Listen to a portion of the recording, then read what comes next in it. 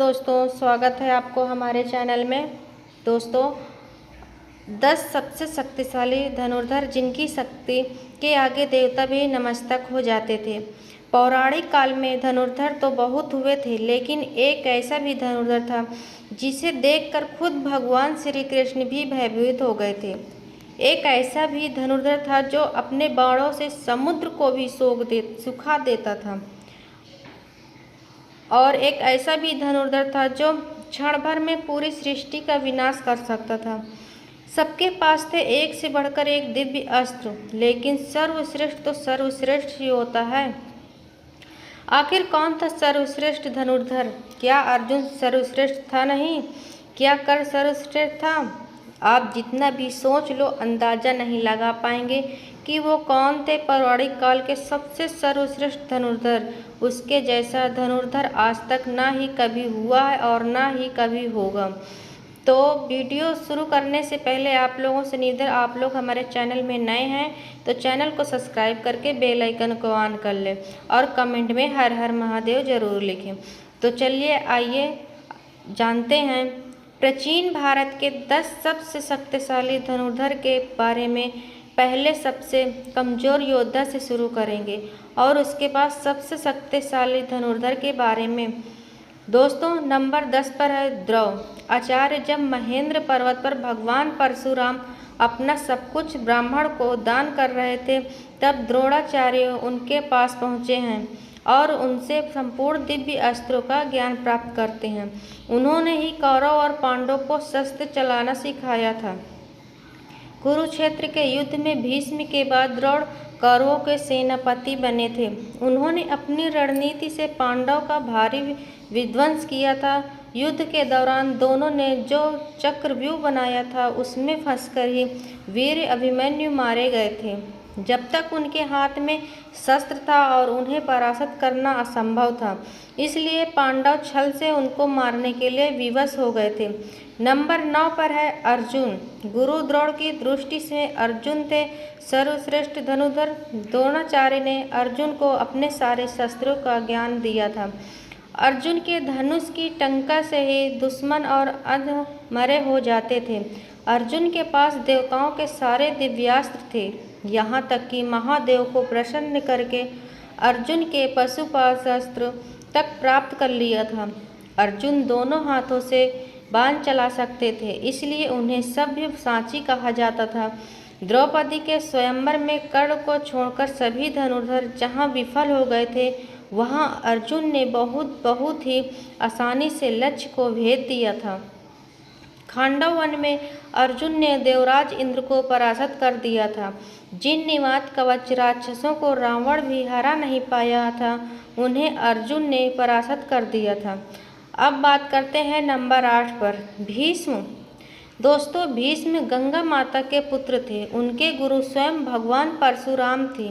एक बार तो अपने गुरु परशुराम के साथ ही भीष्म का युद्ध हो गया था। युद्ध में भीष्म और परशुराम जी एक दूसरे पर महाविनाशकारी अस्त्र शस्त्र चला रहे थे, लेकिन इस युद्ध का कोई परिणाम नहीं निकल रहा था। आखिर में इस युद्ध को रोकने के लिए देवताओं को आना पड़ा। जब कुरुक्षेत्र का युद्ध शुरू हुआ था, तब भीष्म कौरवों के प्रथम सेनापति बने थे। भीष्म के बाणों के आगे पांडव पक्ष का कोई भी योद्धा टिक नहीं पाया। भगवान श्री कृष्ण ने इस युद्ध में शस्त्र न उठाने का प्रण लिया था, लेकिन भीष्म ने अपने ही पराक्रम से श्री कृष्ण को अपनी प्रतिज्ञा तोड़कर शस्त्र उठाने के लिए विवश कर दिया था। भीष्म को नियमानुसार युद्ध करके परास्त करना असंभव था, इसलिए शिखंडी को सामने रखकर अर्जुन ने भीष्म को बाणों की सैया पर सुला दिया। नंबर 7 पर बात करते हैं एकलव्य। दोस्तों, एकलव्य महाभारत काल के एक श्रेष्ठ धनुर्धर थे। जब द्रोण के पास एकलव्य शिक्षा के लिए गए थे, तब द्रोण ने उन्हें शिक्षा देने से इनकार कर दिया था। इसके बाद द्रोणा को गुरु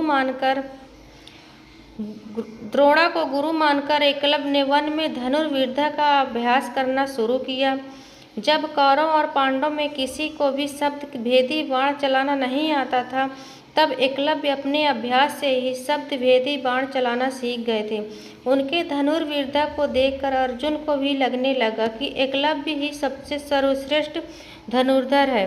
लेकिन एक समय गुरु दक्षिणा के नाम पर द्रोणाचार्य ने एकलव्य का अंगूठा कटवा दिया था। इसके बाद अंगूठे के बिना भी एकलव्य ने बाण चलाना सीख लिया था। दोस्तों, अद्भुत धनुर्विद्या में अंगूठे के बिना भी बाकी अंगुलियों से बाण चलाया जाता है, जिसका आविष्कार सबसे पहले एकलव्य ने ही किया था। एकलव्य इतने शक्तिशाली थे कि भगवान श्री कृष्ण को एकलव्य का वध करना पड़ा था। एकलव्य के बारे में भगवान श्री कृष्ण ने कहा था, अगर एकलव्य का अंगूठा ना काटा होता तो एकलव्य दूसरा परशुराम बनकर जंगल में घूमता रहता।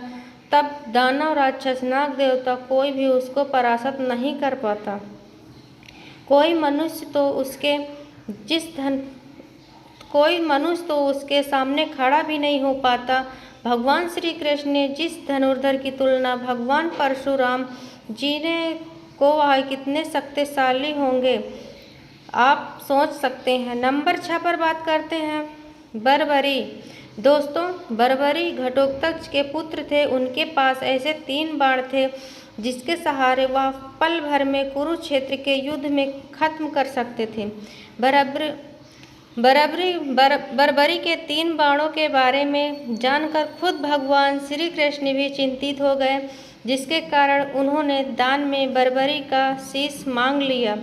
इसके बाद से ही खाटू श्याम जी के नाम से इस धरती पर बर्बरी की पूजा होती है। नंबर 5 पर है मेघनाद। मेघनाद दोस्तों, रावण का पुत्र मेघनाद महावीर था। अपने पराक्रम से उसने देवताओं को परास्त करके इंद्र को बंदी बना लिया था, जिसके चलते उसका नाम इंद्रजीत पड़ा। उसके पास ब्राह्मण शास्त्र, वैष्णव शास्त्र और पशुपात शास्त्र, इन तीनों शास्त्र का ज्ञान था। लक्ष्मण जी के साथ युद्ध के दौरान उसने लक्ष्मण जी पर ब्राह्मण शास्त्र, वैष्णववाद शास्त्र और पशुपत शास्त्र चलाया था। लक्ष्मण जी के सामने ब्राह्मण शास्त्र निषेध हो गया था। वैष्णव शास्त्र और पशुपत शास्त्र लक्ष्मण जी को प्रणाम करके लौट आए, लेकिन युद्ध के दौरान एक समय उसने लक्ष्मण जी को मूर्छित कर दिया था। अपने नागपाश से मेघनाद ने भगवान श्री राम और लक्ष्मण जी को जकड़ लिया था। मेघनाद रामायण काल के एकमात्र योद्धा हैं जिसे अति महारथी कहा गया था। अब बात करते हैं नंबर 4 पर, लक्ष्मण जी। दोस्तों, शेषनाग के अवतार लक्ष्मण जी महापराक्रमी थे। उनकी रेखा में ही इतनी शक्ति थी कि रावण भी उसे पार नहीं कर सकता था। वह एक श्रेष्ठ धनुर्धर थे। रावण के महाबलशाली पुत्र इंद्र को परास्त करने वाले इंद्रजीत का वध वही कर सकता था जो 14 साल तक सोया न हो, जिसने 14 वर्ष तक किसी स्त्री का मुख न देखा हो, जिसने 14 साल तक भोजन न किया हो, और वह कोई और नहीं लक्ष्मण जी थे। और उन्होंने ही मेघनाद का वध किया था। रावण के शक्तिशाली पुत्र अतिकाय का वध भी लक्ष्मण जी ने ही किया था। युद्ध के दौरान एक बार लक्ष्मण जी ने रावण को मूर्छित तक कर दिया था। नंबर 3 पर बात करते हैं कर्ण। दोस्तों, सूर्यपुत्र कर्ण महाभारत काल के एक ऐसा योद्धा थे जिनके पास ऐसे दिव्य कवच और कुंडल थे जिसे किसी भी अस्त्र से भेद नहीं जा सकता था। इसलिए युद्ध से पहले देवराज इंद्र ने छल से कर्ण का कवच और कुंडल छीन लिया था, लेकिन कवच कुंडल के बिना भी कर्ण महाशक्तिशाली थे। अंतिम युद्ध में जब कर्ण और अर्जुन का आमना सामना हुआ था, तब कर्ण ने ही 11 बार अर्जुन के गांडीव धनुष की प्रत्यंचा को काट डाला था। अर्जुन के ब्रह्मास्त्र को कर्ण ने साधारण बाणों से ही काट डाला था। इस युद्ध के दौरान कर्ण ने अपने सर्पमोह बाण से अर्जुन को लगभग मार ही डाला था। अगर भगवान श्री कृष्ण तब अर्जुन की रक्षा न करते तो अर्जुन जरूर मारा जाता। जब तक कर्ण के हाथ में शस्त्र था तब तक कर्ण को किसी भी तरीके से परास्त नहीं किया जा सकता था। तब अर्जुन को छल से कर्ण का वध करना पड़ा। अब नंबर 2 पर है भगवान श्री राम। दोस्तों, भगवान विष्णु के अवतार मर्यादा पुरुषोत्तम महावीर श्री राम की शक्ति का कोई अंत नहीं था। स्वयंवर में जब शिव धनुष पर प्रत्यंचा चढ़ाने गए थे तब उनकी शक्ति से शिव धनुष टूट गया था। ऐसा कोई शस्त्र नहीं था जो श्री राम के पास नहीं था। जब समुद्र ने लंका जा के श्री राम को मार्ग नहीं दिया था तब उन्होंने अपने बाणों से ही समुद्र को सुखाने का विचार किया था। श्री राम को धनुष में बाण का संधान करते देख समुद्र भी भयभीत होकर उनके सामने प्रकट हो गया था। श्री राम ने अपने बाणों से कुंभकर्ण और रावण जैसे न जाने कितने राक्षसों को यमलोक में भेज दिया था। नंबर 1 पर हैं देवों के देव महादेव। दोस्तों, संपूर्ण ब्रह्मांड और धनुर्धर की दृष्टि महादेव से ही हुआ है। वही इस सृष्टि की शुरुआत है और वही इसका अंत है।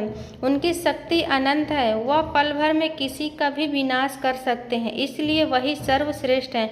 दोस्तों, आपका इस बारे में क्या कहना है, हमें कमेंट में के माध्यम से ज़रूर बताइए। आप लोगों को वीडियो पसंद आया हो तो वीडियो को लाइक करें, शेयर करें और हमारे चैनल को सब्सक्राइब करके बेल आइकन को ज़रूर करें, जिससे कि इसी तरह का वीडियो का नोटिफिकेशन आप लोगों के पास तुरंत पहुंचे। और कमेंट में हर हर महादेव ज़रूर लिखें।